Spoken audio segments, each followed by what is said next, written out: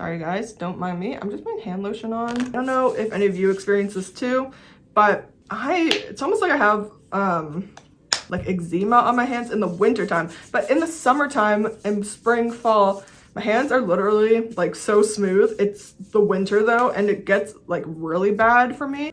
Aveeno Intense Relief literally does wonders for my hands.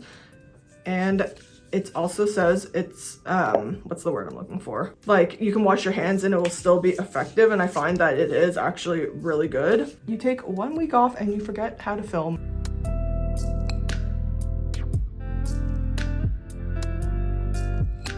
Hi everyone, welcome to my channel. My name is Kendra, Reading with Kendra on YouTube, and today we're going to be talking about romance books, and also my filming location kind of changed because we moved a bunch of stuff into the corner that I usually film in, so now I'm in this corner.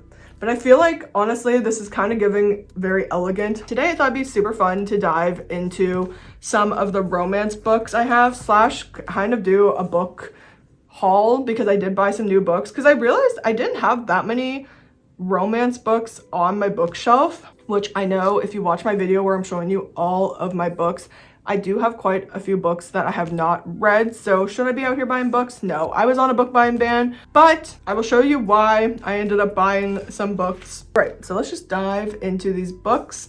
I have Icebreaker, which you've probably seen me talk about, but it's been on my TBR since last winter. But I feel like this is the perfect book to read this month, because I just feel like with the hype of heated rivalry, sports romances are just like the it thing right now. And also the Olympics are on right now. So I just feel like figure skating, hockey are both in the Olympics. Heated rivalry is so popular right now. I know that it's a spicy romance. I loved Wildfires, so I'm really excited to finally dive into this book. I hope this is the next book I read. If not the next book, it's the next book, because there are a couple books that I think are ahead of it. So speaking though of sports romances, on my Kindle, I have 2 sports romances. I have Heated Rivalry, which I did buy, and I have a book called Breakpoint, which I've never seen anyone talk about, but another 2 romances in the sports world. I realized that I love the sports romance kind of vibe, and I'm excited to dive into all 3 of those books. I have Love in the Scottish Winter Highlands, which my friend lent me, and every time she's in town, we try to do a little bit of a book exchange. It is set at Christmas time, so not the most ideal book to read in February, but I think because it's like also just a winter romance, I could probably get away with reading it in February. It's also really short, so I think this is the perfect kind of cute little Scottish winter romance. She said it's set in a castle, which gives me very like fairy tale vibes, and she said there's a little bit of spice in it, so I'm definitely excited to read this. She's also coming to town in March, so that's why I'm also adding this to my list to read. So this is one of the books I got in my recent book outlet order. I have A Winter in New York. I've never seen anyone talk about this book, so it caught my eye on book outlet, and it's about a girl who moves to New York and meets a guy who runs a gelato stand. And if you know me, I love any book that's set in New York, in Paris. I love a like coastal, like Maine lobster roll kind of vibe. I just feel like romance in New York, I don't know, I love the New York vibe, especially in like early 2000s movies. Like I was just watching 13 Going on 30 the other day, and I'm like, I just love this vibe. So I ran out of storage, so I don't know where I was at. I believe I was still talking about A Winter in New York, and I don't know anything about this book, so I don't know if there's any spice to it, but I think it's going to be a really fun winter romance. I have Love and Gelato, which has been on my bookshelf for quite a while. I also think this would be the perfect book to read this February, because if you live in a cold climate like me, I feel like this is just the perfect escape.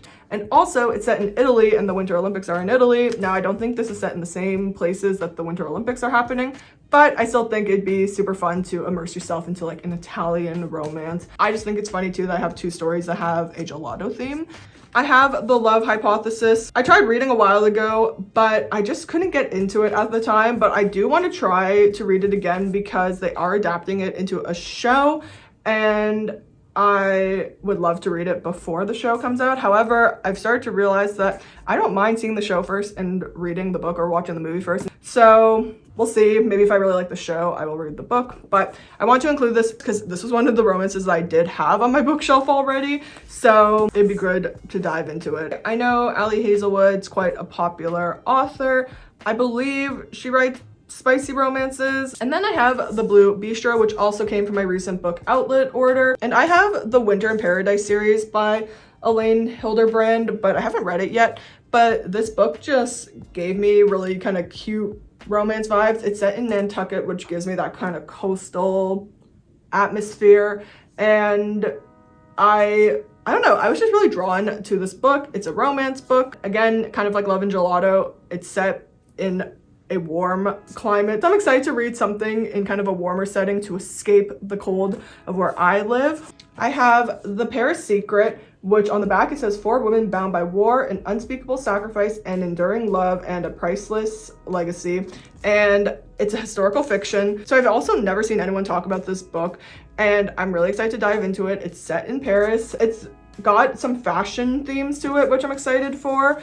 And I am just excited to dive more into historical fiction. I read The Woman this year, which I absolutely loved. And then last but not least, the last book from my book outlet order was Twilight, the 20th edition, which is crazy because I was literally just talking about this book in my book, judging books by their covers, saying that I would love this edition or the white version of it because there's some other editions that they put out that just didn't feel very Twilight to me. So when I saw this on Book Outlet for like $12.49, I was like, I need to buy this book. And I am so like, I'm sorry, what?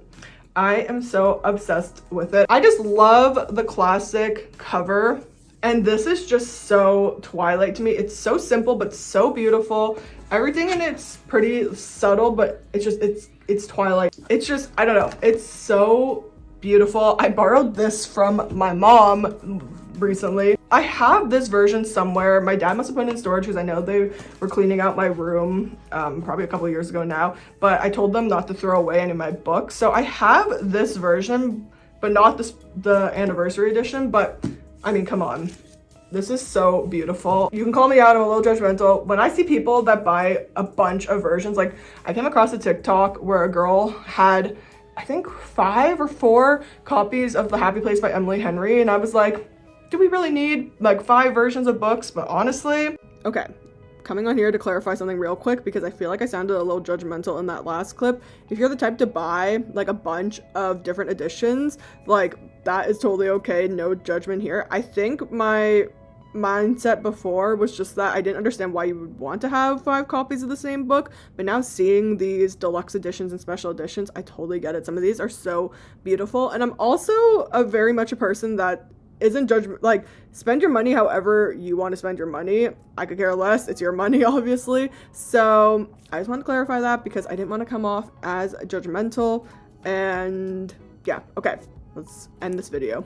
If I am to buy multiple of one book, it's the Twilight books. I'm gonna get a little cheesy here, but Twilight really did play such a huge part of my childhood. Like, it's one of the reasons why one of my best friends and I became best friends. Like, we were just 2 silly little gals who were obsessed with Twilight, and she's still one of my best friends to this day. I don't know, I feel like Twilight was just such a huge part of our childhood. It sounds cheesy, but I just can't imagine like what life could have been like without this because we just bonded over it so much as kids. So anyways, I included Twilight in this video because I do think it'd be a great read for February. However, I'm actually not going to be reading this in February. I think I'm going to be saving this for springtime. I know the Twilight, like I feel like the Twilight franchise is very fall and maybe some would argue winter, but honestly, I would argue Twilight's springtime because it ends with them going to prom. So you know that the timeline is the springtime, right? I feel like I'm kind of on the side of being a seasonal reader. It's like for me with shows and movies, there are certain vibes that need to be in place to watch certain things. Like any kind of thriller has to be watched in the dark. Like in the daytime, 1 p.m. watching a thriller feels odd to me. So I'm kind of one of those people. I don't know if there's a term for it, but I feel like Twilight I mean, Twilight you could really probably read in any season. The only season I would say that it just doesn't feel right, in my opinion, is summertime. So I'm going to be saving this for spring, but I wanted to include it because honestly, I kind of just want to show it off. And it is a romance read. So thank you so much for tuning in to this week's video. Let me know if you've read any of these romances. Let me know what your favorite romance is. Let me know if you were Team Edward or Team Jacob. Let me know what your favorite, I think I already said that. So, see, this is why I'm so bad at outros, guys. Anyways, I hope you enjoyed this video, and I will see you in the next one. Bye!